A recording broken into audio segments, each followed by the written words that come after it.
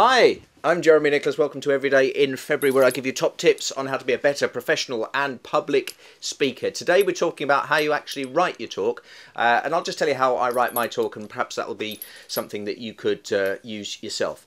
So you might think when you're writing a new talk, what you do is you sit down at your laptop or your desktop or whatever, and you start writing. So let's write that.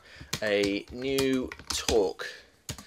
Of course, it would be easier to type if a dog wasn't licking my... whatever, because there's a dog licking my hand. Now, what I find when I sit down to write a new talk is that often I will find that nothing comes. And I'll just sit there and it'll be a blank screen, and after about an hour I'll go and make a cup of tea.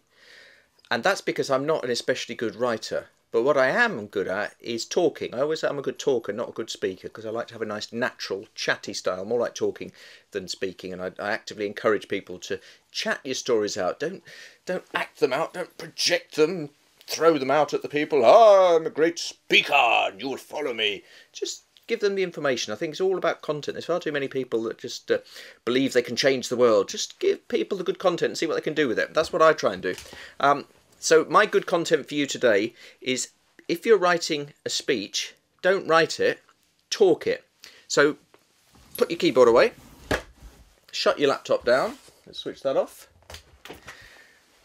and let's just talk it, okay? So supposing I'm doing a talk, one subject that I do a lot is training people how to do a perfect television interview. Okay, now it's something that I know a lot about, but let's supposing I was doing it for the first time, so I might think, right, okay, what areas do I want to cover? And there'll be stuff like, do you look at the camera or do you look at the reporter when you're being interviewed? To avoid jargon, what to wear, stuff like that. So that's what I'd do.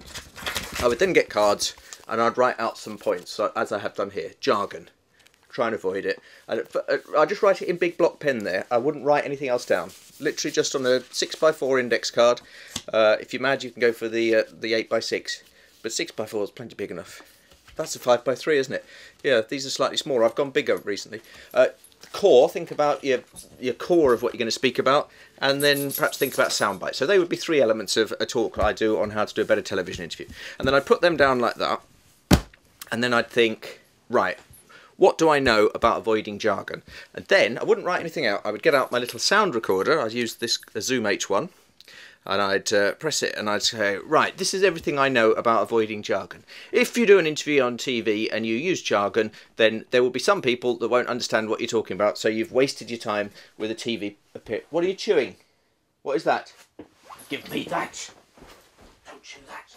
I'm trying to talk to people about a bit of polystyrene or something. It wouldn't have done him any good. So I'll be talking to here about avoiding jargon, all the things I know about it, and lots of things look at it. It's literally a sort of brain dump. You're dumping all the information out of your brain into there. And then go on to the next bit. Sound bites. What do I know about sound bites? Well, when you're on the TV, you've probably got about 12 seconds to get your point across. If it's on a news channel, for the, it might even be as 6 seconds, 7 seconds. Try and get it down. And I'd put all this information there, and then I'd give examples of good sound bites from when I've interviewed people for television. I'd give examples of dreadful sound bites when people have gone on too long and I've had to pick the clip out, and it wouldn't be the clip that they would have picked, but it was the right length, and stuff like that. Everything I know about it. And I'd literally dump all of that information that I've got into there. And then I'd move on to the next bit, the core, getting your core message over. And I think, right, getting a core message, I'd give all the good examples of when I've interviewed people and they've done well with their core message, all the bad examples, the funny examples, the learning, what we can take away from it, all stuff like that. And then I would then probably go for a walk with Jimmy, which you'd like a walk now, wouldn't you? Because he's scrambling to get out. I do that, and perhaps I'd have 10 elements, and they might be, say, 3 minutes each.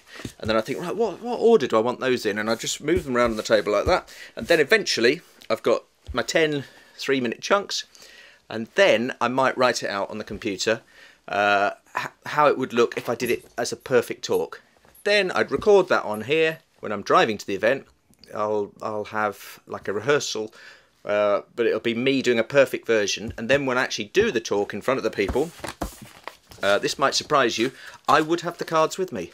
You'll hear a lot of people thinking to be a great public speaker or professional speaker, you've got to remember it. I don't think you do. I think it's perfectly alright to have cue cards, but when I'm speaking on stage, I'll only be able to read the big writing with one glance. I won't be able to read all those little bits, but if I go to the lectern, say, and it's lit up, then I'll be able to see the bullets as well, or if it's more in a workshop environment, it'll be fine. But that's how I do it, and if you pace around the stage with that in your hand, I don't think that is distracting. I really don't. And it's not like you're reading an auto cue, you're busking your way through it. It's almost like you're on a journey, and you're doing 10 3-minute chunks, and these are just the stepping stones, and I'll never ever do it the same every time. I cannot see the point in learning your speech off by heart, because if you learn it off by heart... What are you chewing now? Okay, this is a serious infringement. I'm going to have to tell you, he's chewing up my West Ham badge, okay? Come here. Come here. You do not chew up the West Ham badge. If you chew up the West Ham badge, I will make you go and watch Tottenham. Okay? And you don't want that, do you? Do you want to have to go and watch Tottenham? No. You're a West Ham dog. You don't chew up the West Ham badge. Very, very naughty. Well, sorry about that. Where was I? Yeah, so I'd run through all of the bits. In the in the order I put here, but the beauty of doing it like this is that supposing I want to do longer on that, I could just miss one out. I don't have to do all of them, and that's the beauty of it. Oh yes, I know the point I was making is that you don't have to learn it off by heart, because I think if you do learn a speech off by heart and you do it the same every time, you start sounding tired, you start sounding weary.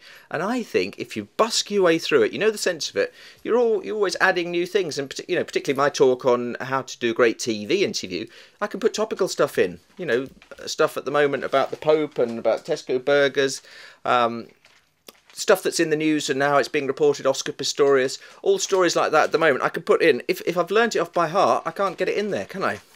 Right, we're going to have to leave it there because Jimmy is chewing up something else and it might well be West Ham related and I can't be having that. So that's the end of today's Everyday in February. Tomorrow we're going to look at how you learn your speech, how you remember it, and as I've already said, don't learn it off by heart, but I've got a few tips on how to remember your speech. And if you've got a good tip on how to remember your talk, how you do it, whether you have notes, bullet points, some kind of mind mapping, then email me, gem@jeremynicholas.co.uk, and I'll mention it on tomorrow night's programme, gem@jeremynicholas.co.uk. I'm going to have to go because otherwise the dog's going to completely pull all my West Ham memorabilia to bits. Thank you. Good night. Bye-bye. What are you doing? Naughty. Let's do some flying.